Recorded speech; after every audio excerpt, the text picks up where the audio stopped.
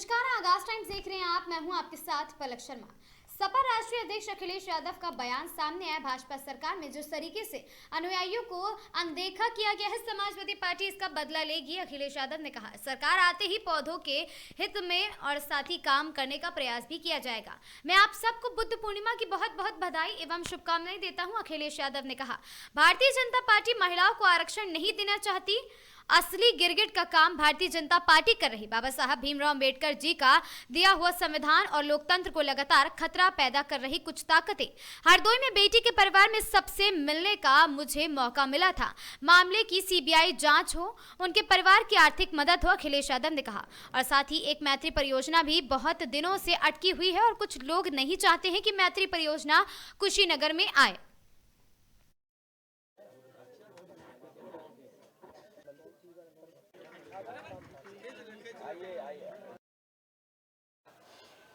Samajwadi party के राष्ट्रीय अध्यक्ष अखिलेश यादव ने आज प्रेस वार्ता की है। प्रेस वार्ता दौरान जिस तरीके से आज गौतम बुद्ध पूर्णिमा की जयंती है कि तमाम जो है बढ़ते साधु लोगों को आए हैं, जिनको कहा जाता है कि बच्चों द्वारा कहा जाता है, यहाँ पे अखिलेश यादव ने अपने कार्यालय पे सबको बुला के सम्मानित किया है। वहीं बात की जाए जिस तरीके से राजू लोग ने कहा है कि जो हमारी जो यात्रा आएगा वो अब जो है चाहे अयोध्या हो चाहे जहाँ भी हो, धार्मिक यात्रा जो करेंगे वो पीडीए परिवार को आगे बढ़ाने के लिए करेंगे। उसके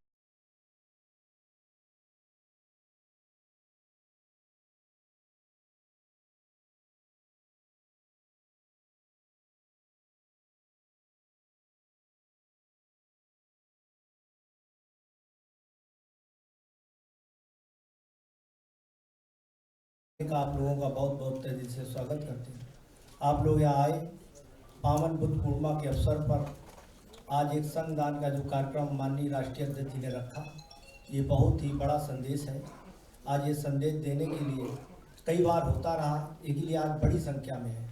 सभी 75 जिलों से बौद्ध धर्मगुरु आए हैं बनते हैं और उसके साथ साथ के मध्य प्रदेश से कुछ लोग हैं। बहुत दूरी से आप लोग चल के आए हैं। बड़ा आपने ये परिश्रम किया है और माननीय राष्ट्रीय अध्यक्ष जी ने इतना एक जो ऐतिहासिक काम है। राष्ट्रीय अध्यक्ष जी जहाँ जन्मे वो एक बुद्ध नगरी थी। बौद्ध मतलब ज्ञान की नगरी थी। ज्ञान की नगरी से सद्य नेताजी का आंदोलन चला, समाजवादी विचारधारा का, पूरे देश में दौड़ा और वो देश में दौड़ के आपने शोषित पीड़ितों और बहुजनों की आवाज़ बुलंद की। इसके लिए बहुत बहुत धन्यवाद। माननीय सद्य नेताजी ने जो काम किया, हम लोगों को, महिलाओं को, जो बुद्ध ने काम किया था, भगवान बुद्ध ने काम किया था धम्म में। अपने धम्म में पहले महिलाओं को सम्मिलित किया था। भगवान बुद्ध ने 4 संघ बनाए थे, भिक्षु संघ, भिक्षुणी संघ, उपासका संघ, उपासक संघ। 4 संघ में भिक्षुणी संघ को भगवान बुद्ध ने सम्मिलित किया था। भगवान बुद्ध की प्रजापति प्रथम भिक्षुणी उनकी मौसी थी प्रजापति गौतमी। उन्हें ये यातना भगवान बुद्ध से की थी कि आप मेरे पिता तुल, मैं आपका पहले तो आप मेरे बेटे थे, लेकिन आज मेरे आप पिता तुल हो गए। तो ऐतिहासिक काम भगवान बुद्ध ने जो किया था वही सद्य नेताजी ने काम किया। सद्य नेताजी को जब मौका मिला तो उन्होंने नगर पंचायत में, ग्राम पंचायत में महिलाओं को सुरक्षित सीटें करी, आरक्षित सीटें कर दी। ये एक बहुत बड़ा ऐतिहासिक काम है और ऐसे जब समय मिलेगा आने वाले समय में, सद्य माय राष्ट्रीय अध्यक्ष जी, हम 1931 की जनगणना जब हम पढ़ते हैं तो ओबीसी की बहुत बड़ी आबादी है। दूसरा व्यक्ति ओबीसी है, उसकी 52% आबादी है। 52% आबादी वाले की अगर विधानसभा में, लोकसभा में अगर सुरक्षित सीटें हो जाएं, तो अगर लोकसभा में 543 में उसकी हिस्सेदारी की बात जब देखते हैं तो लोकसभा में 543 की हिस्सेदारी जब देखता हूँ तो 282 होती है और माइनॉरिटी को हम जोड़ लें तो 44, 331 हो जाती है। तो उसमें बौद्धों को भी एक सम्मान मिलेगा, सिखों को मिलेगा, ईसाइयों को मिलेगा। बौद्धों का कोई सांसद अभी तक नहीं जा पाता है। ये भी एक माइनॉरिटी को भी फायदा मिलेगा। जब बड़े पद पर हम लोग पहुंचाने का काम करेंगे पीडीए समाज के लोगों को, तो ये बहुत बड़ी क्रांति होगी। जैसे अनुसूचित जाति की वित्त मंडलों में हिस्सेदारी है हमारे भाइयों की, उसी तरीके से ओबीसी की भी हिस्सेदारी वित्त मंडलों में होना चाहिए। ये बहुत जरूरी है कि ओबीसी के लोग भी बहुत दबे कुचले हैं, गरीब हैं गांव।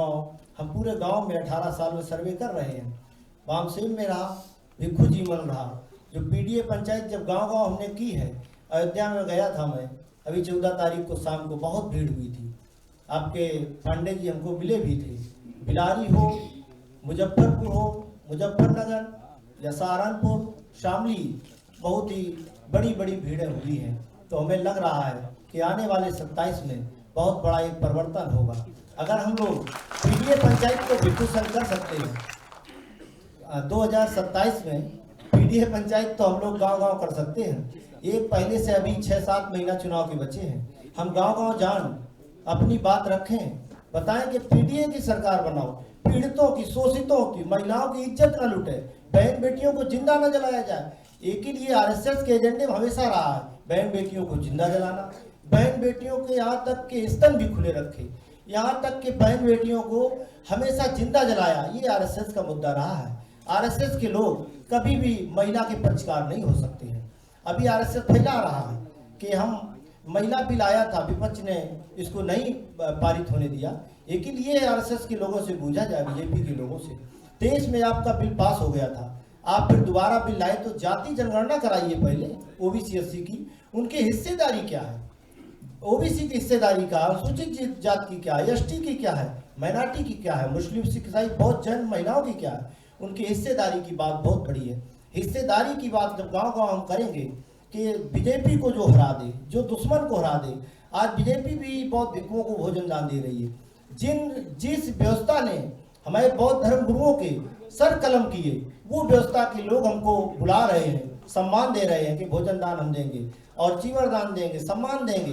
लेकिन ऐसा सम्मान किस काम का जो हमको हमारे सदियों पीड़ित 85 ईसा पूर्व लगातार हमारे ऊपर तलवार के बल पे जबरदस्ती हमारे बौद्ध धर्म गुरुओं के सर काटे गए। वहाँ हमको नहीं, ऐसी जगह पे हम लोग, अब हम लोगों ने भी, हम भी जाते रहे 1-2 बार, लेकिन हमने भी सोचा हम धर्म गुरुओं के यहाँ लेके आए, इसलिए जाते थे माननीय अध्यक्ष जी। तो ये हमने बड़ा एक प्रयास किया कि जो बीजेपी काम 16 से कर रही धम यात्रा निकाल रही है, लेकिन हम अपने एजेंडे की तरफ 31 तारीख से लगातार धम यात्रा निकालेंगे। वो धम यात्रा पूरे उत्तर प्रदेश में घूमेगी और 27 में माननीय जी को मुख्यमंत्री बनाने के लिए काम करेंगे। जो हरा दे, जो बीजेपी का हरा दे, उसको वोट करना। कुछ लोग तो ये भी कहेंगे कि हमारे समाज के, हम आपके हैं, वो समाज के बन का जाएगा, वो बन के जाएंगे, बोलेंगे कि हमें वोट दो, हम आपके समाज के। एक ही अगर हमने इधर उधर वोट कर दिया तो सीधे वो बीजेपी वोट चला जाएगा। हमें वोट सीधे माननीय जी को देना है। साइकिल की बटन अगर हम दाब देंगे तो सरकार बन जाएगी, संविधान बच जाएगा, बहन बेटियों की इज्जत बच जाएगी। इसी के साथ साथ आप सबको बौद्ध पूर्णिमा की बहुत बहुत बधाई और शुभकामनाएं देता हूं। बुद्ध पूर्णिमा की बहुत बहुत बधाई, बहुत बहुत शुभकामनाएं। साथ ही साथ समाजवादी पार्टी के हमारे संगठन के नेता मिठाईलाल भारती जी के सहयोग से हम सब आदरणीय भिक्षुगण मिलने का यहाँ पर मौका मिला है हम लोगों को। बड़े संख्या में हमारे बौद्ध भिक्षुगण जो आए हैं, मैं उनका भी बहुत बहुत आभारी हूँ, बहुत बहुत धन्यवाद देता हूँ। न केवल उत्तर प्रदेश से बल्कि उत्तर प्रदेश के बाहर के भी जो लोग आए हैं, मैं उन सब का बहुत बहुत आभारी हूँ। जहाँ भंडारा का कार्यक्रम है, सम्मान का कार्यक्रम है, हमारे बौद्ध भिक्षुगण ने स्वीकार किया। जो भंडारा करा रहे हैं, मैं गौतम रावत जी का और दूसरे उनके साथी सन्नी रावत जी का भी बहुत बहुत आभार और बहुत बहुत बधाई आपको। मैं अभी सुन रहा था और बहुत महत्वपूर्ण बातें रखी गई। भगवान बुद्ध का रास्ता और उनके रास्ते पे चल करके अपने जीवन में खुशहाली लाने का जो आप लोगों ने रास्ता दिखाया, मैं उसका सबका, आप सबका धन्यवाद देता हूं, आभार प्रकट करता हूं। जीवन में उतार चढ़ाव, बहुत सारी परेशानियां, दुख, संकट, और किसी का जीवन ऐसा नहीं है जो इन चीजों से भरा ना हो। बहुत सी चीजें पसंद की भी नहीं होती हैं, हम संतुष्ट भी नहीं है बहुत सी चीजों से। और जो ज्ञान भारत की धरती पर समय समय पर लोगों ने दिया है, उसमें सबसे बड़ा योगदान भगवान बुद्ध का है, जिन्होंने न केवल भारत बल्कि भारत के बाहर भी दुनिया में अपना संदेश फैलाने का काम किया। उनका संदेश दुनिया में पहुंचा और वो देश जो आज ऊंचाइयों पर हैं, उन देशों ने भी भगवान बुद्ध का रास्ता अपनाया। एक जो सबसे बड़ा संदेश है वो यही है भगवान बुद्ध का कि स्वयं के रोशनी बने, स्वयं के दीपक बने। ये जो संदेश उन्होंने दिया, उस संदेश ने समाज में परिवर्तन लाने का काम किया। मैं अपने सभी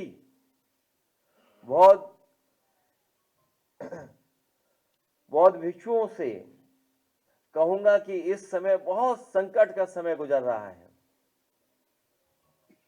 संविधान और बाबा साहब भीमराव अम्बेडकर जी का दिया हुआ संविधान और लोकतंत्र, उसको लगातार खतरा पैदा कर रही हैं कुछ ताकतें। हमें भरोसा है कि हमारे सभी पूजनीय आदरणीय बौद्ध भिक्षुगण न केवल हम लोगों को आशीर्वाद देंगे, बल्कि इस लड़ाई में हम सबको आप आशीर्वाद देकर के कामयाब भी होने की शुभकामनाएं देंगे। मैं इन्हीं शब्दों के साथ ये भरोसा दिलाता हुआ कि बुद्ध पूर्णिमा के दिन जब हम लोग बैठे हैं, वहीं हम ये आपको भरोसा दिलाते हैं कि चाहे लुम्बिनी की विकास की बात हो, हमारे ज्ञान प्राप्ति जो सारनाथ है, पहले भी हम लोगों ने विकास का रास्ता अपनाया था वहां पर, और चाहे कुशीनगर, अगर हमें इन स्थानों पर विशेष योजनाएं लगा करके उन क्षेत्रों का विकास करना होगा, तो हम आने वाले समय में हम लोग विकास कराएंगे, जिससे कि हमारे बहुजन समाज और भगवान बुद्ध के रास्ते पे चलने वाले लोगों को और दुनिया से जोड़ा जा सके।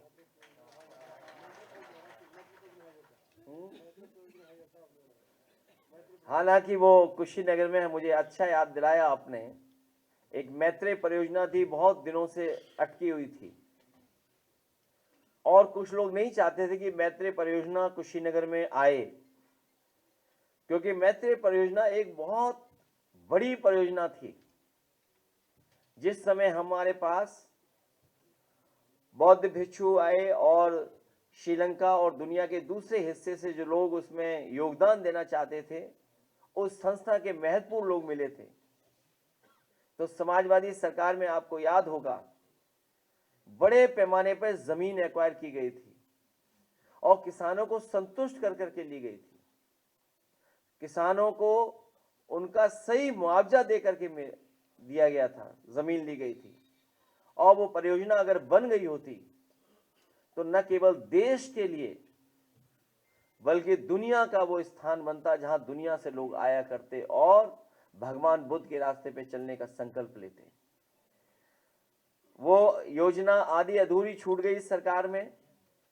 सुना है जो जमीन ली गई थी वो भी किसी और को बांट दी उन्होंने, उस परियोजना को आगे नहीं बढ़ने दिया। कभी वो बहुजन समाज पार्टी की सरकार में एक एयरपोर्ट की शुरुआत हुई थी केवल, लेकिन बन नहीं पाया था। लेकिन जब समाजवादी सरकार आई तो दुनिया से जोड़ने के लिए कुशीनगर में इंटरनेशनल एयरपोर्ट समाजवादी सरकार में बना करके हम लोगों ने तैयार कर दिया। जो लोग उद्घाटन करते हैं केवल, और उद्घाटन इसलिए करते हैं कि वो बेच दें, उन्होंने उद्घाटन तो किया लेकिन अभी बेच नहीं पाए हैं। हम आपको भरोसा दिलाते हैं कि वो अंतर्राष्ट्रीय शहर भी बनेगा और अंतर्राष्ट्रीय एयरपोर्ट भी हम लोग शुरू करने का काम करेंगे। आज के दिन हमारे बौद्ध भिक्षुगण आए हैं, मैं उन सब का बहुत बहुत आभारी हूं। आप लोग जो आशीर्वाद दे रहे हैं, मैं उसके लिए बहुत बहुत कृतज्ञ हमेशा रहूंगा। मैं धन्यवाद देता हूं प्रेस के साथियों को भी, जो असुविधा हुई है, जगह नहीं मिली बैठने की, और अभी जब बौद्ध भिक्षुगण चले जाएंगे अपने भोजन के लिए, और भंडारे के कार्यक्रम में शामिल, तो हम और आप लोग कुछ पॉलिटिकल बातें भी कर लेंगे। साधु साधु। अब सभी भिक्षुगण सत्सभ्ये देवान मुदन्तु सब संपत्ति सिद्धिया दानम ददंत श्रद्धायं शीलम रखंत सबदा भावना भीरता होंत गच्छन्त देवता गता सबीतियो विभजन्तु सब रोगो विनश्यतु माते भवत्वन्तरायो सुखी दीघायको भव अभिवादनशील स नित्यं बद्धपचायिनो चत्वारो धम्मा वर्धन्ते आयुवन्नो सुखं बलम् आकाशट्ठा च भूमट्ठा देवा नागा महिद्धिका पुण्यं तम् अनुमोदित्वा चिरं रखन्त बुद्ध शासनम् आकाशट्ठा च भूमट्ठा देवा नागा महिद्धिका पुण्यं तम् अनुमोदित्वा चिरं रखन्त धम्मदेशनम् आकाशट्ठा च भूमट्ठा देवा नागा महिद्धिका पुण्यं तम् अनुमोदित्वा चिरं रखन्त त्वं परन्तु सब्बे बुद्धा बलपत्ता पच्चेकानञ्चियं बलम् अरहन्तानञ्च तेजेन रखं बन्धाम सबसो ईक्षितं पश्तं तुमेव क्षिपेयो समस्तं सब्बे पूर्यन्तु चित्त संकप्पा छन्दोपन रसो यथा भवत सब मंगलम रखंत सब देवता सब सुन रहे थे। और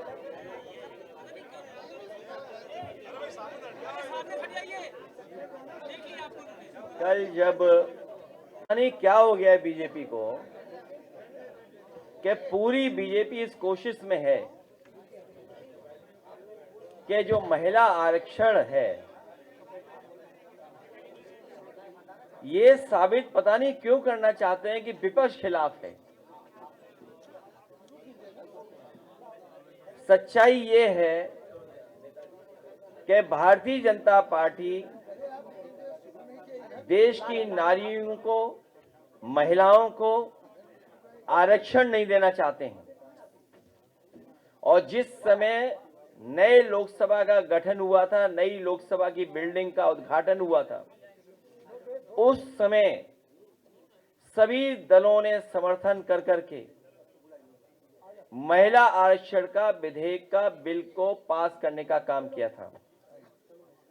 और इस बिल के पीछे जो हाल में बुलाया गया था सदन, उनकी नीयत खोटी थी क्योंकि नजर उनकी वोट पे थी।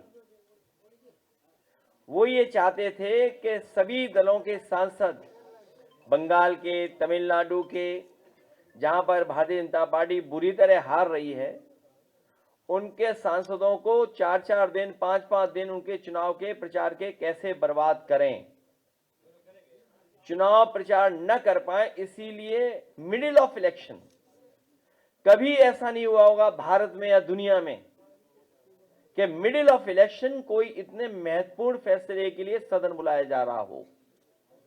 एक सोची समझी रणनीति, साजिश, षड्यंत्र के तहत कि विपक्ष को कैसे बदनाम करें, और कोई जब बीजेपी पे मुद्दा नहीं बचा तो ये जानबूझ करके महिला आरक्षण बिल के पीछे डिलिमिटेशन का बिल लेकर के आए।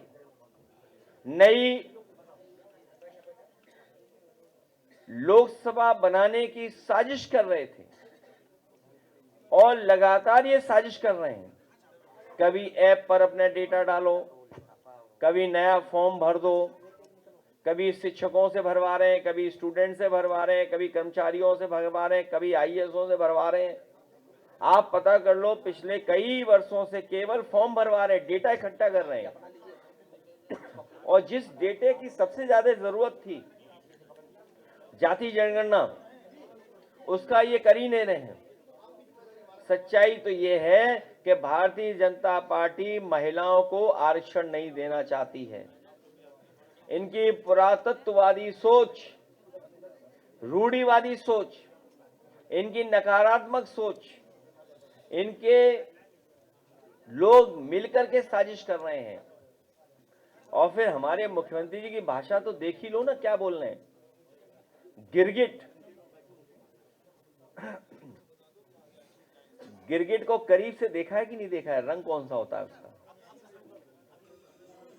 कभी कभी लगता है कि एक रंगियों से रंग मिला हुआ है उनका। असली गिरगिट का काम तो वही भारतीय जनता पार्टी कर रही है। उनका जो वीडियो है मैंने पिछली बार भी चलाया था, और उसका चलाना ठीक नहीं दोबारा। सब जानते हैं जब मेरा अक्षर आ रहा था तो क्या उनकी भाषा थी।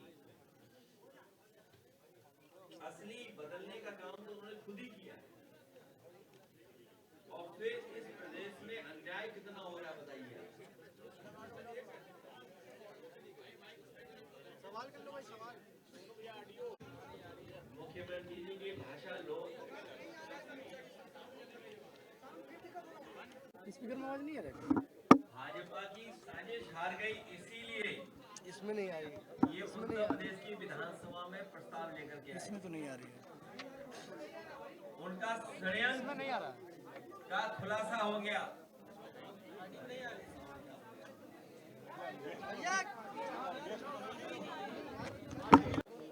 देखिए, सच्चाई तो ये है कि महिला आरक्षण पास हो चुका है। महिला आरक्षण पास हो चुका है। भारतीय जनता पार्टी महिला आरक्षण को पास नहीं करना चाहते। महिलाओं के लिए, महिलाओं के लिए पास नहीं करना चाहते। महिला आरक्षण तो पास हो गया, और इधर सभी दल एक हो गए डिलिमिटेशन के बात को लेकर के। तो भारतीय जनता पार्टी की साजिश, भारतीय जनता पार्टी का षड्यंत्र, भारतीय जनता पार्टी जो महिलाओं को धोखा देना चाहती थी, उसका पर्दाफाश हो गया है। इसीलिए अपनी हार को छिपाने के लिए महिलाओं को केवल मुद्दा बना के रखना चाहते हैं। नारी बंधन को केवल नारा बनाना चाहते हैं। महिला मुद्दा रहे, नारी नारा बन जाए। इसी साजिश और षड्यंत्र में ये लगातार सड़कों पर और सदन में कर रहे हैं। हमारे मुख्यमंत्री जी की भाषा गिरगिटी भाषा है। उनकी भाषा गिरगिटी है। अगर ये शब्द ना बना हो तो मैं चैट जीपीटी से कहूंगा ये नया शब्द बना दो। मुख्यमंत्री जी की गिरगिटी भाषा है। अगर उनका पुराना स्टेटमेंट निकालें और आज का स्टेटमेंट पढ़ें और देखें और सुनें, तो आप खुद जानते होंगे असली गिरगिट कौन है और महिलाएं कितनी असुरक्षित हैं। इनकी भाषा, इनके व्यवहार की वजह से, भारतीय जनता पार्टी के काम करने की तरीके की वजह से लोग कानून को नहीं मान रहे हैं। न्याय के लिए न्याय की संस्थाओं पे भरोसा नहीं कर रहे हैं। अपने हाथ में कानून ले रहे हैं और आगे बढ़कर के अन्याय भी कर रहे हैं। हाल ही में जब अभी मैं हरदोई गया था, तो हरदोई में बेटी के परिवार से, उसके भाई से और उसके सगे संबंधियों से सबसे मुझे मिलने का मौका मिला था। उन्होंने जो दुख बताया, जो उनके साथ जिस तरह का व्यवहार हुआ है, बेटी जगह जगह गई अपने न्याय के लिए। वहां के पुलिस कप्तान के पास कई बार गई, लिखित उसने दरखास्त दी। कई बार व्यक्तिगत खुद मिलकर के जन सुनवाई में उसने अपनी बात रखी। जन सुनवाई पोर्टल पे अपनी शिकायत रखी। और महिलाओं की सुरक्षा को लेकर के एक और पोर्टल है, एक और व्यवस्था है, उस पे भी अपनी शिकायत की, थाने पे गए, कप्तान से मिले, एसओ सीओ जाने कितने अधिकारियों से मिले, लेकिन उसके बावजूद भी उसे न्याय नहीं मिला और वर्चस्ववादी लोगों ने, भारतीय जनता पार्टी के समर्थित लोगों ने उसकी हत्या कर दी। उस परिवार की मांग है कि उत्तर प्रदेश की सरकार की जांच में उन्हें न्याय नहीं मिलेगा, उसकी सीबीआई जांच हो, उनके परिवार की आर्थिक मदद हो। जिस तरीके से सरकार मदद में भी भेदभाव कर रही है, पीड़ित दुखी के साथ कोई भेदभाव नहीं करे और परिवार की सुरक्षा का भी पूरा इंतजाम सरकार करे। और सरकार और मुख्यमंत्री जी के काम करने के तरीके की वजह से, उनकी ठोको नीति की वजह से, उनके बुलडोजर की वजह से और उनके ये कहने के हड्डी पीस देंगे, पीस पीस कर देंगे, पता नहीं क्या स्टेटमेंट था उनका, उसकी वजह से बनारस में भी एक हत्या हो गई। गाड़ी से टकराने के बाद गांव के लोगों ने या आपस में जो झगड़ा जो भी हुआ हो, उसकी भी जान चली गई, मनीष की जान चली गई। हरदोई में पुलिस ने नहीं सुना, उसकी वजह से शिल्पा कुशवाहा की जान गई। और यहां पर मुख्यमंत्री जी का जो सरकार का काम करने का तरीका है कि न्याय अपने हाथ में ले लो, हरदोई में भी उसी की वजह से जान गई है। और बनारस में जब देश के प्रधान सांसद वहां थे, उसके बावजूद भी कोई सुनवाई नहीं हुई। ये जो घटनाएं हो रही हैं, लोग कानून अपने हाथ में ले रहे हैं, न्याय के लिए निकल पड़ रहे हैं, किसी की भी जान ले रहे हैं। इसका दोषी अगर कोई है तो भारतीय जनता पार्टी की सरकार खुद में दोषी है और उसमें मुख्यमंत्री जी सबसे बड़े दोषी हैं, क्योंकि उनकी भाषा ऐसी है कि बुलडोजर चला दो, हड्डियां पीस दो। और जो भाषा बोलते हैं मैं नहीं बोल सकता हूं, और ज्ञान के बारे में क्या बताएं उनके, तुम मुझे खून दो मैं तुम्हें आजादी दूंगा। बिजली बनाई नहीं, ये जो स्मार्ट मीटर लेकर के आए हैं अपने लोगों को लाभ पहुंचाने के लिए, कि महिलाएं निकल पड़ी हैं, मीटरों को फेंक दिया है। कोई अगर ये कर रहा है तो वो भारतीय जनता पार्टी, उनकी सरकार जनता की जेब से पैसा निकाल करके, गरीबों के पैसे निकाल करके अमीरों की जेब भर रहे हैं। और पहले ही कहा था कि महंगाई का वो स्टडी कर रहे हैं, उनके बड़े बड़े इकोनॉमिस्ट जो कभी साइंटिस्ट भी हैं उनके साथ, उन साइंटिस्ट लोगों ने कभी दूध पिलवा दिया था मूर्तियों को। भगवान गणेश जी को दूध पिलवा दिया था।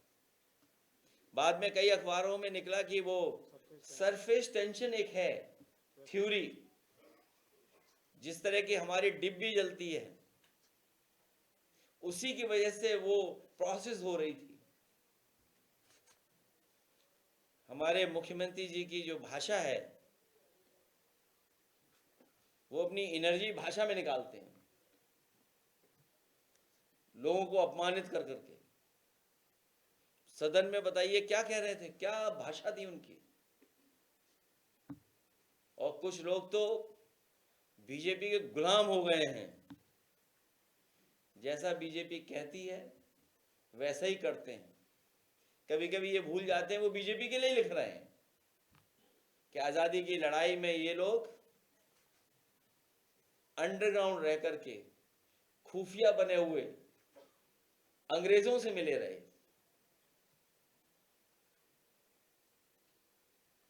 और फिर हरदोई में बीजेपी के लोग कह रहे थे कि हम लोगों ने कोई कारखाना नहीं लगाया। हम आपको बता दें, उत्तर प्रदेश का पेप्सी का, कोल्ड ड्रिंक का या पेप्सिको के जितने भी प्रोडक्ट बनते हैं, कई ड्रिंक्स हैं, एरेटेड ड्रिंक्स हैं, फ्रूट ड्रिंक्स हैं और कई प्रोडक्ट हैं, सबसे बड़ा कारखाना अगर कहीं लगा है तो वो हरदोई में समाजवादी सरकार की पॉलिसी के माध्यम से लगा है। मुश्किल बस इतनी सी है कि उस कारखाने में छोटा फेंटा नहीं बनता, लेकिन छोटा मिरिंडा बनता है वहां पर। जिनको कुछ दिखाई न दे रहा हो तो उन्हें क्या हम बता दें। और उद्घाटन करने के बाद ही गंगा एक्सप्रेसवे बंद कर दिया गया है कि कोई नहीं चल सकता है। बड़ी मुश्किल से हम लोगों ने खुलवाया तो हम लोग चल पाए। इनके पहले भी उद्घाटन हम लोगों ने देखे, बरसात आते ही कुछ चीजें बह गई थी। इस बार भी बरसात आते ही देखना क्या क्या बह जाएगा, उसकी भी पोल खुल जाएगी बहुत जल्दी।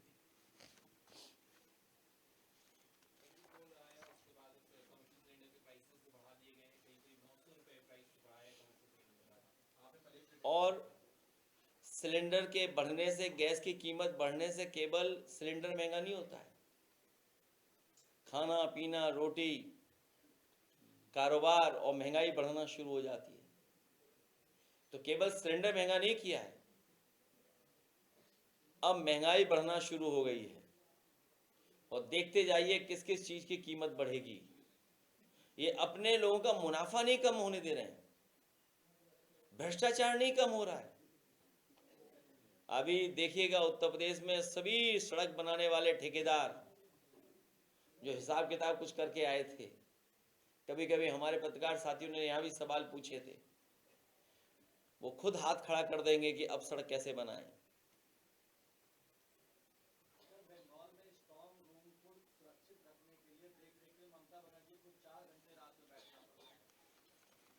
यही तो मुश्किल है कि हम किस पे भरोसा करें। आपको याद होगा रिवॉल्वर से वोट रोका जा रहा था, रिवॉल्वर लगा करके वोट रोक दिया था। और मुझे तो लगता है कि उत्तर प्रदेश में जो भारतीय जनता पार्टी ने, इलेक्शन कमीशन ने मिलकर के प्रैक्टिस की थी, ट्रायल किया था, उसका पूरा ऑपरेशन उन्होंने वेस्ट बंगाल में कर दिया और पूरा पैरेलल स्ट्रक्चर क्रिएट किया है। सेंट्रल फोर्सेस का पूरा पैरेलल स्ट्रक्चर बनाया उन्होंने कि कैसे बंगाल में किया जाए। लेकिन उसके बावजूद भी दीदी वहां पर जीतने जा रही हैं, दीदी ऐतिहासिक वोटों से जीते हैं।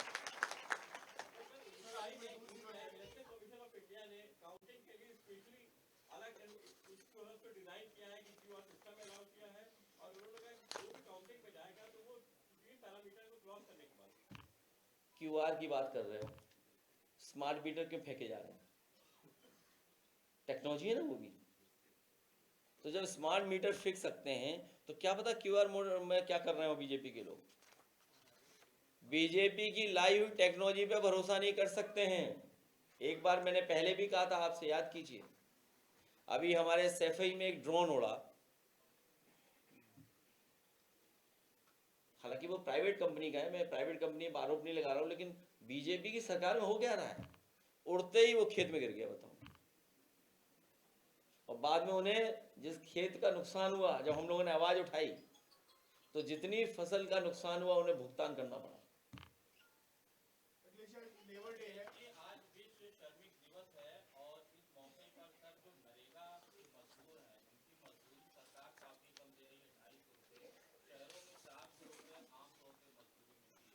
लेबर वेजेस को लेकर के चिंता करनी चाहिए और लेबर के अधिकारों की बात होनी चाहिए।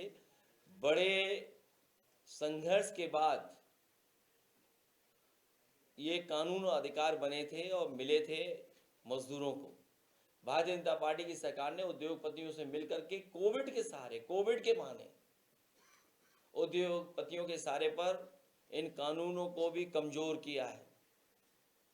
और हाल ही में जो घटना हुई, हमें उम्मीद है आज जब पूरी दुनिया में, देश में लेबर डे मनाया जा रहा है, उसमें याद किया जा रहा है उनके संघर्ष को, उनको सुविधाएं कैसे और मिलें, अर्थव्यवस्था में कैसे उनका योगदान हो, हमारी आपकी तरक्की में और उनका योगदान कैसे बढ़े।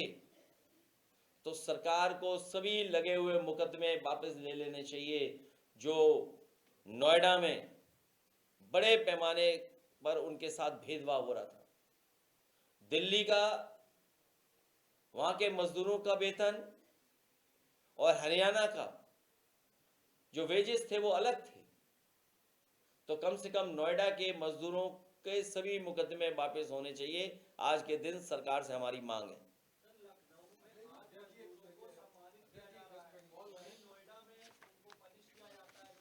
मैंने यही कहा, यही तो ग्रेगेट फार्मूला है।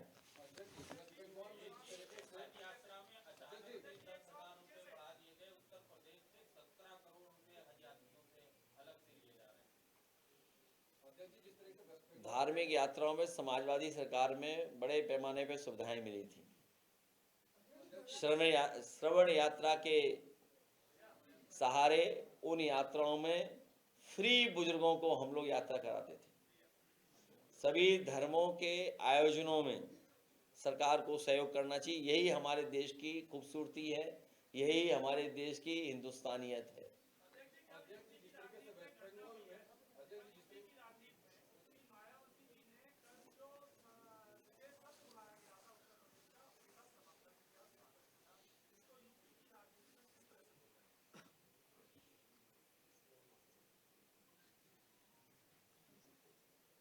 देश की और उत्तर प्रदेश की राजनीति में उन्होंने बिल पढ़ा नहीं होगा या बीजेपी ने गलत सूचना दी होगी।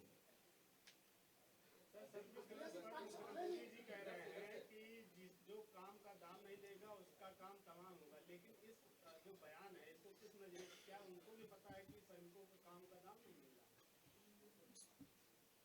जब इतना बड़ा आंदोलन हुआ है तो उनकी जानकारी में हर चीज है।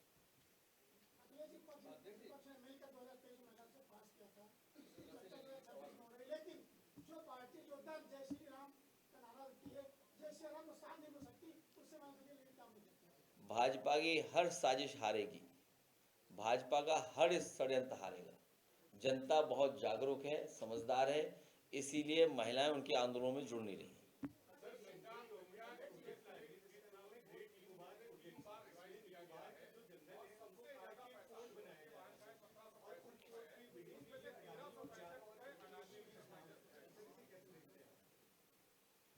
ये बहुत महत्वपूर्ण सवाल एनवायरनमेंट को लेकर के आपने उठाया है। और आपको याद होगा जब अरावलीज की बात आई थी तो सबसे पहले समाजवादी पार्टी ने उसका भी विरोध किया था और कई संस्थाओं ने बाद में बढ़ चढ़ करके विरोध हुआ। अरावलीज को बचाने के लिए निकल पड़े लोग। ये भारतीय जनता पार्टी के लोग हैं जो अरावलीज को ही बेचने की तैयारी में थे। और भारतीय जनता पार्टी जब भी कोई काम करती है वो पहले से तय करती है किसको टेंडर देना है, उसी हिसाब से उसकी तैयारी करती है। इनको पर्यावरण से, इन्हें धरती से, धरती पर नदियों से, पानी से, जंगल से कोई लगाव नहीं है। केवल इनका लक्ष्य पैसा और वोट।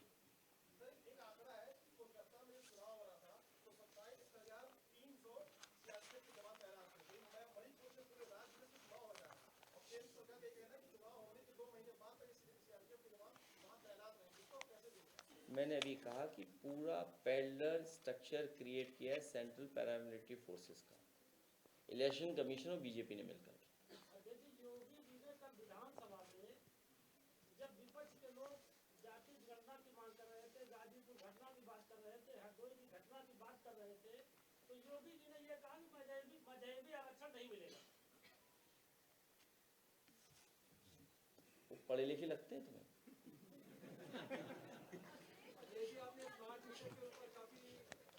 जो बताओ, आप हमें कोई बताइए जो पार्लियामेंट से जो पास हो गया, जो एक्ट बन गया है,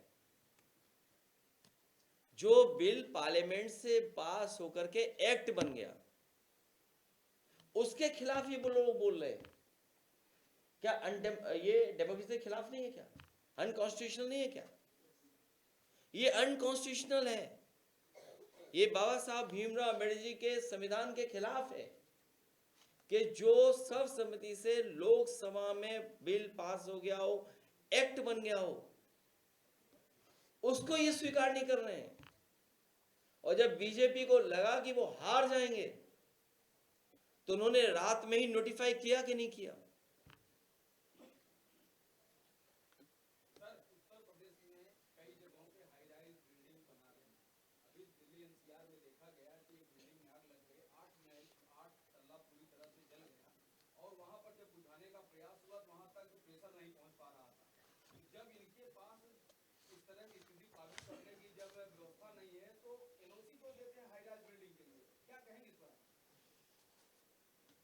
बहुत महत्वपूर्ण सवाल उठाया तुमने।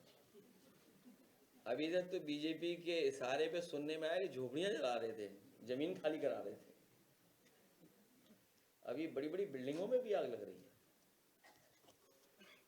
और ये सच है कि कुछ उद्योगपति, कुछ बिल्डर्स के इशारे पर एफआईआर लगातार बढ़ता चला जा रहा है। लखनऊ में सोचिए एफआईआर कितना हो गया है, लेकिन उसके लिए क्या इंफ्रास्ट्रक्चर है? क्या उसके सेफ्टी के लिए कोई तैयारी है? क्या वहां पर सिक्योरिटी के लिए कोई तैयारी है? और आप तो पत्रकार हो, आपको तो याद होगा कि कई भारतीय जनता पार्टी के लोग ये पूछ रहे थे कि जेपीएनआईसी पे ये हेलीपैड क्यों बना है, ये पुलिस हेडक्वार्टर पे हेलीपैड क्यों बना है? जो बिल्डिंग लॉज हैं वो ये कहते हैं कि अगर इस ऊंचाई से ज्यादा कोई बिल्डिंग बन रही है तो उसकी फायर एंड सेफ्टी के लिए एंड सिक्योरिटी के लिए आपको उस बिल्डिंग पे हेलीपैड बनाना चाहिए। ये बिल्डिंग लॉज के अंदर आता है। तो आप बताइए, जेपीएनआईसी में और पुलिस हेडक्वार्टर में जो ऊंची बिल्डिंगें बनी हैं उसमें हेलीपैड इसलिए बना था कि कल को इमरजेंसी में कोई बात आ जाए, सेफ्टी सिक्योरिटी की कोई बात आ जाए, तो हेलीकॉप्टर के माध्यम से चीजों को ठीक किया जा सके। तो जिन्होंने अपना ही बिल्डिंग लॉ नहीं पढ़ा, सोचिए आप। और ये ठीक कह रहे हैं कि उसमें भी कोई ना कोई दलाली हुई होगी, फायर ब्रिगेड जो मंगाई गई होंगी, फायर ब्रिगेड जो मंगाई गई होंगी उसमें भी हो सकता है कुछ दलाली हुई हो। जैसे इन्होंने जो टैबलेट दिए हैं, आप उंगली घिसते रहिए वो हटता ही नहीं है। इसका मतलब क्या हुआ? इसका मतलब क्या हुआ? कोई टेक्नोलॉजी से ऐसी खिलवाड़ की है जो हमें आपको पता ही नहीं है।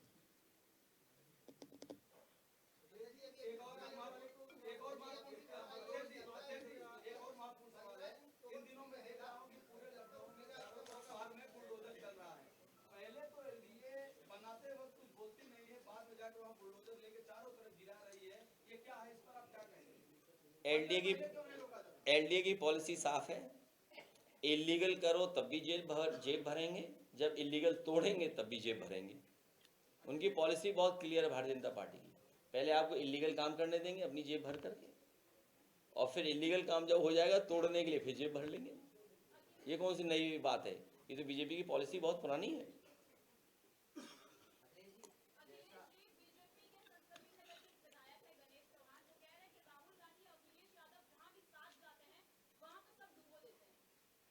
हम दोनों मिला के इन्हें डुबोते हैं इस बार। कौन सी विधानसभा है बताना, कौन सी है? हम दोनों मिलकर इस बार डुबा देंगे उन्हें, बता देना। और पीडीए की हवा चली तो जमानत जब्त होगी उनकी।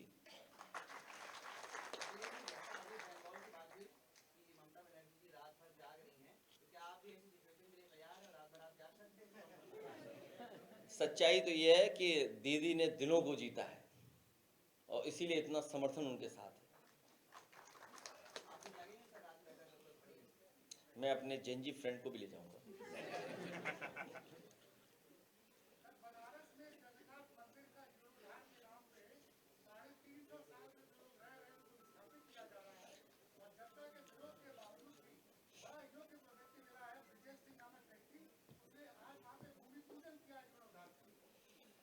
भारतीय जनता पार्टी सबसे बड़ी भूमाफिया पार्टी है। लखनऊ की रजिस्ट्रियां निकलवा लीजिए आप, इलाहाबाद की निकलवा लीजिए, प्रयागराज की, अयोध्या की रजिस्ट्रियां निकलवा लीजिए, मेरठ की रजिस्ट्रियां निकलवा लीजिए, कानपुर की रजिस्ट्री निकलवा लीजिए, वहां तो हत्या भी हुई है जमीन को लेकर के। सबसे बड़ी भूमाफिया भारतीय जनता पार्टी है।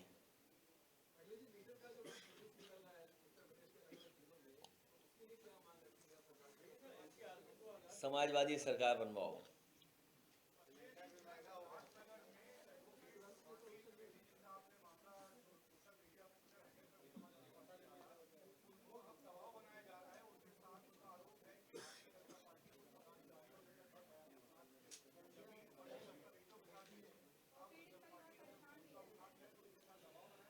न केवल ये, गाजीपुर का भी मसला आपको याद होगा। पिता परिवार क्या चाहता था कि पोस्टमार्टम में वो सब बातें आ जाएं जो उनको शंका थी।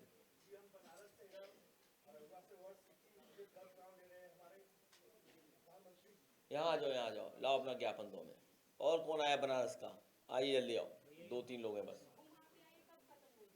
जब समाजवादी सरकार आएगी।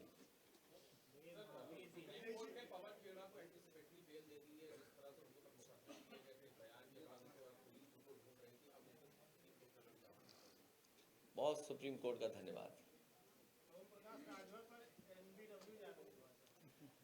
उनके हर सवाल का जवाब महिला सभा की राष्ट्रीय अध्यक्ष सीमा राजभर देंगी। कुशीनगर में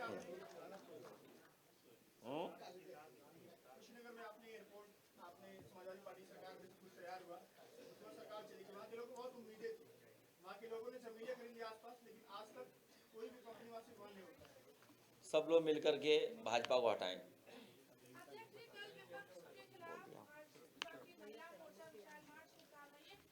क्या निकाल रही?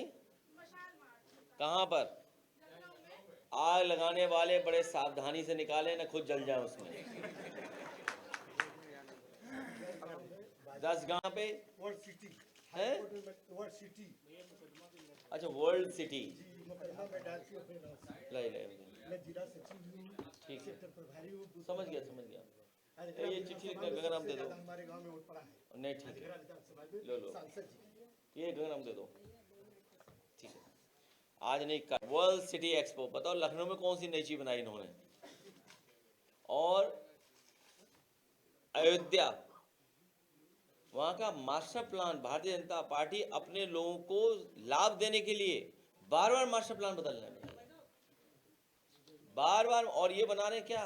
वर्ल्ड सिटी बनाना चाहते हैं। जो सुविधाएं मिलनी चाहिए आम लोगों को वो नहीं दे पा रहे हैं।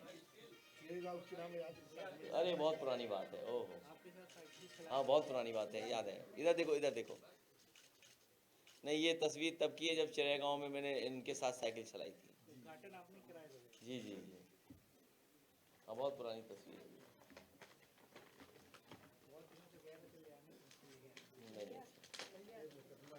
चलिए मैं देख लेता हूँ, मैं देख लेता हूँ।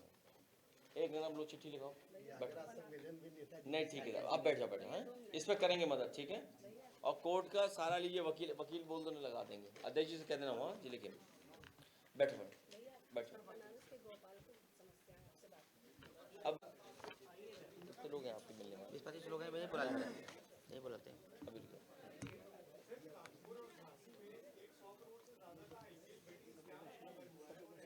सब बीजेपी वाले होंगे इसमें। नहीं, सब बीजेपी वाले होंगे। जितना भी करप्शन का काम, इलीगल काम और इस तरह के जो धंधे चला रहे, सब बीजेपी वाले चला रहे। तो कब बीजेपी को हटाओगे?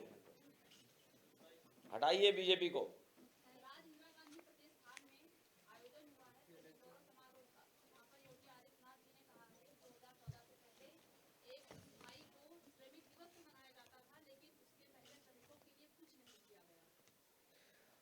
तुम मुझे खून दो, तुम्हें आजादी दूंगा।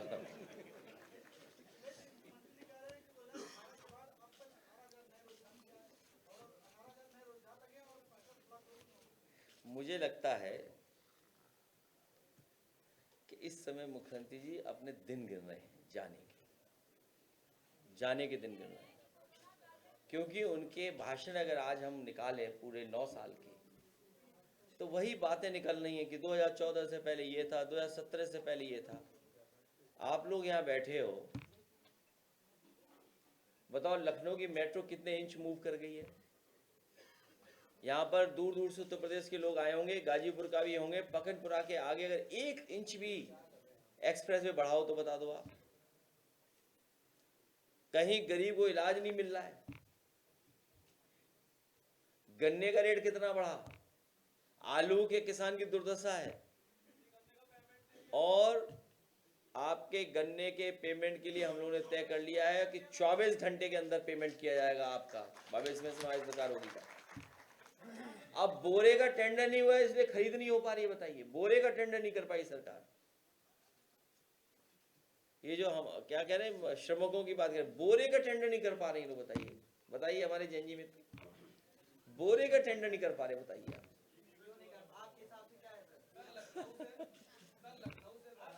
और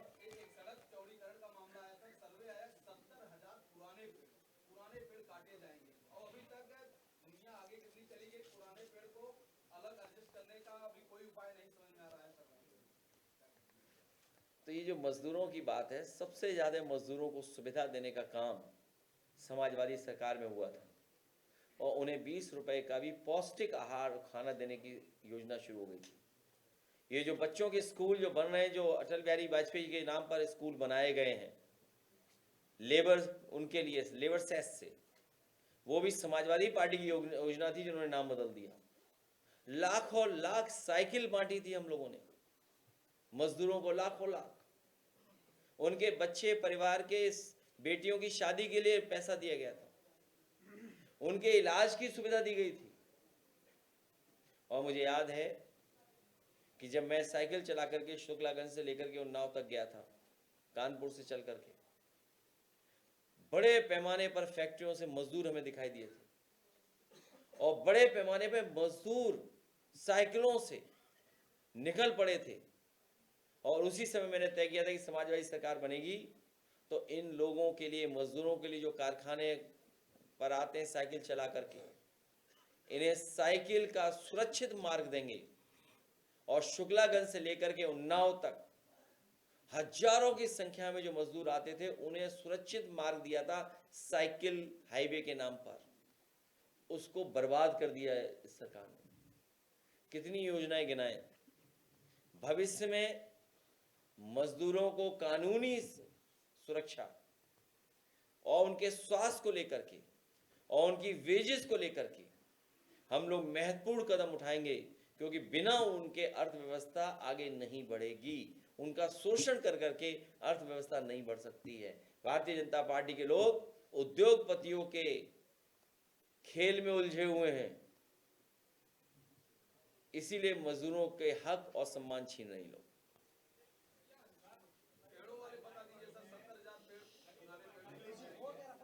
मुझे याद है कि जब नेताजी लोहिया पार्क बना रहे थे, यहाँ पर पत्रकार साथी पुराने भी होंगे। पुराने कितने हैं? ये सब नए हैं, ये सब नए हैं। हाँ, एक पुराना, 1 2 3 और कोई, हाँ अमर उजाला वाले होंगे, पुराने होंगे। मैं बेसिक बात बता रहा हूँ आपको। जब लोहिया पार्क बनना शुरू हुआ तो उसमें कुछ विवाद शुरू हो गया था, कुछ लोगों ने विवाद किया था। उस समय कांग्रेस पार्टी की सरकार थी, और क्योंकि 5 हेक्टेयर से ऊपर अगर किसी जगह आप पेड़ काटते हैं और पार्क बनाने की काम करेंगे तो उसके लिए आपको स्पेशल परमिशन चाहिए होगी। तो वो लोहिया पार्क का काम उलझ गया था शिलान्यास के बाद। उस समय नेताजी ने पहली बार उत्तर प्रदेश में फैसला लिया था कि कोई भी पेड़ काटा नहीं जाएगा। उसके लिए एक दिल्ली से बहुत बड़े जानकार, जिनका नाम था प्रवीण, उन्हें बुलाया गया था और उन्होंने एक भी पेड़ कटने नहीं दिया था। पूरे के पूरे ट्रीज को ट्रांसलोकेट किया गया था, लोकेशन बदल दी गई थी, जिसमें बबूल थे, यूकेलिप्टस थे और तमाम पेड़ थे। लोहिया पार्क बनने पर एक भी पेड़ नहीं काटा गया था। सब के सब पेड़ बचाए गए थे। तो किस जमाने की बात कर रहा हूं मैं, जब नेताजी मुख्यमंत्री थे तब की बात है। और वहां जो पेड़ लगे हैं पारिजात के या अन्य पूजनीय पेड़, धार्मिक पौराणिक जिनका महत्व है, आज भी लोग हाथ जोड़ते हैं और पूजा करते हैं वहां जाकर के। सबसे ज्यादा है पारिजात के पेड़ों को अगर किसी ने बढ़ाया तो समाजवादी सरकार में उनका योगदान इनका भी है। क्या नाम है? सुरेश यादव जी का। सबसे पहले पारिजात का पेड़ नेताजी से लगवाया था और सबसे ज्यादा ग्रीन कवर बढ़ा। ये तो पेड़ों के बारे में जानते ही नहीं मुख्यमंत्री कुछ। अच्छा, एक पेड़ का नाम बता दें हमें, वो बताएंगे बबूल, बेर, वनस्पति।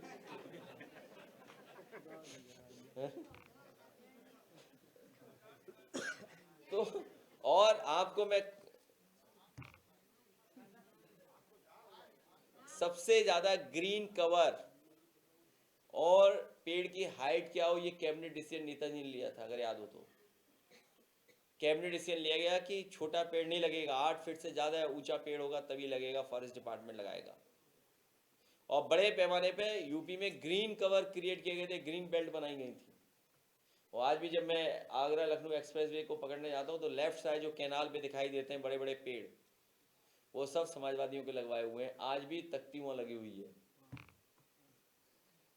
आपकी ट्रेन बर्बाद हो गई थी इसी जू में, और कई जानवरों का जो रहने का वो था वो खराब था, उसको ठीक किया गया।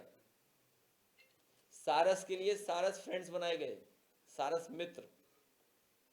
और पहली बार उत्तर प्रदेश सरकार ब्रिटिश बर्ड फेस्टिवल में पहुंची थी, स्पॉन्सर किया था British bird festival. Yogi ji तो जानते ही नहीं होंगे ये बर्ड क्या होता है, और बर्ड का फेस्टिवल, वो भी बर्ड का फेस्टिवल, उसकी भी बुराई निकाल लेंगे। बोले हम चील का करेंगे, चील वाली। सुना है कि गोरखपुर में उन्होंने किसका, चील का फार्म बनाया, गिद्ध का। हाँ, गिद्ध का। बताइए, यही तो है। और हमें कहते हैं गिद्ध, खुद गिद्ध का फार्म बना लिया। हमारी पार्टी को गिद्ध कहते हैं, कई बार लोग कहलवाते हैं दूसरों से, खुद की हिम्मत नहीं है कहने, क्योंकि खुद ही ने गिद्ध पार्क बना रखा है। और लखनऊ में सबसे बढ़िया क्वालिटी प्लांटेशन अगर किसी ने की, समाजवादियों ने की। और आज फिर दोहराता हूं वो बात मैं आपको। अभी एक हमारे मित्र गए थे अहमदाबाद के रिवर फ्रंट के पास, रिवर फ्रंट घूम रहे थे सुबह। उन्होंने इतना बुरा भला सुनाया है अहमदाबाद के रिवर फ्रंट के बारे में, आप सोच ही नहीं सकते। आज भी देश का सबसे अच्छा रिवर फ्रंट समाजवादियों का देन है, वो भी लखनऊ में गोमती रिवर फ्रंट। तो मत जाओ, किसी त्योहार पे जाना जिधर फ्री हो। और जाने से फायदा भी क्या है, पानी बदबू मार रहा है। तो क्वालिटी प्लांटेशन अगर कहीं हुई है, सबसे अच्छी समाजवादियों की सरकार में हुई है। महंगे महंगे पेड़ लगे हैं, मैग्नोलिया लगा है, टोबोबिया लगा है, लाइजेस्टोनिया लगा है, बहुत सारे लगे हैं।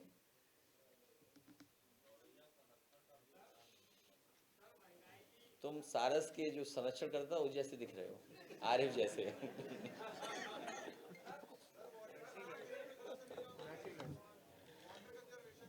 अब क्या बोले, कुछ मत बोलो, सरकार हटाओ।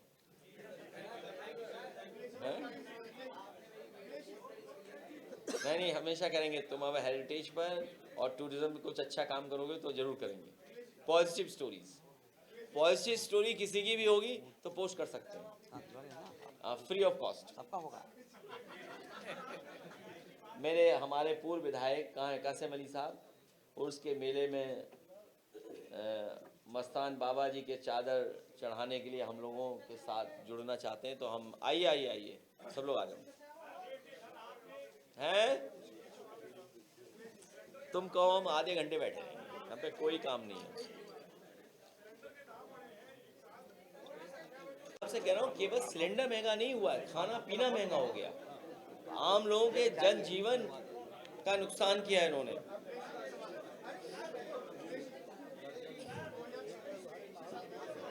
किया 1000 रुपये महंगा कर देते, कितना किया महंगा इन्होंने? तो ये 7 रुपए का किसको एहसान चढ़ा दिया इन्होंने? हाँ 7 रुपए का है, वो भी बढ़ा देते।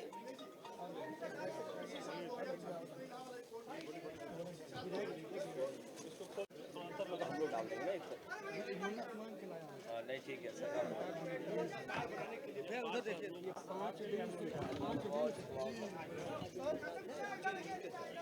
मकसूद भाई रील्स बना लीजिएगा एगो। मकसूद भाई कुछ नहीं होता, रुक जाएंगे साहब, इस पे डालेंगे ना। से क्या है?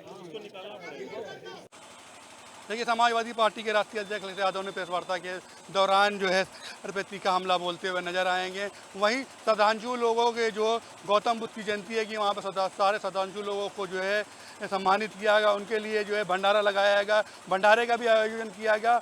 और सबसे बड़ी दिलचस्प बात है, हम बताएंगे, समाजवादी पार्टी के बाहर जो है पोस्टर लगाया गया है जो समाजवादी पार्टी की महिला राष्ट्रीय अध्यक्ष बनाई गई हैं कि सीमा राजभर समाजवादी पार्टी की महिला सभा राष्ट्रीय द्वारा पोस्टर लगाया गया है क्योंकि अभी समाजवादी पार्टी ने यहाँ के बाहर जो पोस्टर लगाया गया, देखिए लिखा हुआ है भाजपा सरकार अत्याचार बंद करो, पीडीए का हम लोग सरकार को हटाना है, अखिलेश यादव जी का वास्ते रास्ता करना है।